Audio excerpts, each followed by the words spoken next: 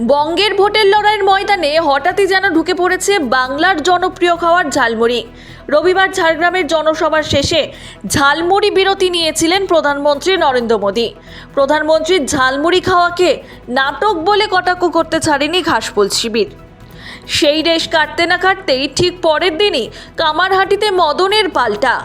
সোমবার সকালে নিজের নির্বাচনী কেন্দ্র কামারহাটিতে প্রচারে বেরিয়ে ঝালমুড়ি খেতে দেখা গেল তৃণমূল প্রার্থীকে। দলীয় কর্মীদের সঙ্গে নিয়ে মুড়ি চেবোতে চেবোতে কামারহাটিতে প্রচার সারেন। শুধু তাই নয়, গলায় ঝালমুড়ির ডালা ঝুলিয়ে ভোট প্রচারে আগরপাড়া থেকে লোকাল ট্রেনে উঠে পড়েন মদন মিত্র।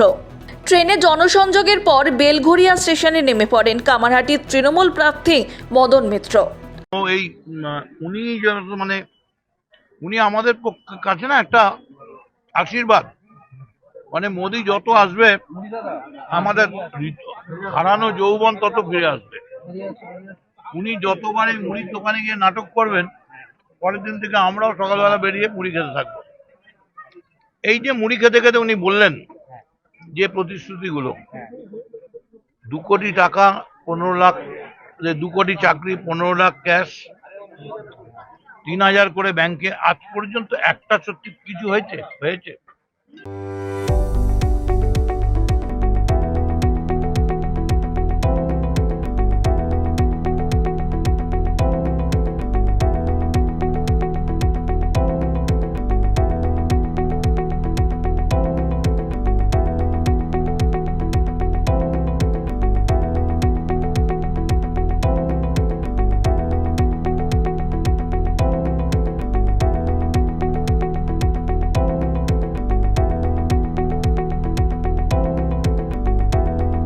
রবিবার ঝাড়গ্রামের নির্বাচনী প্রচার শেষ করে ফেরার পথে হঠাৎই কনভয় থামিয়ে রাস্তার ধারে এক ঝালমুড়ির দোকানে ঢুকে পড়েন প্রধানমন্ত্রী।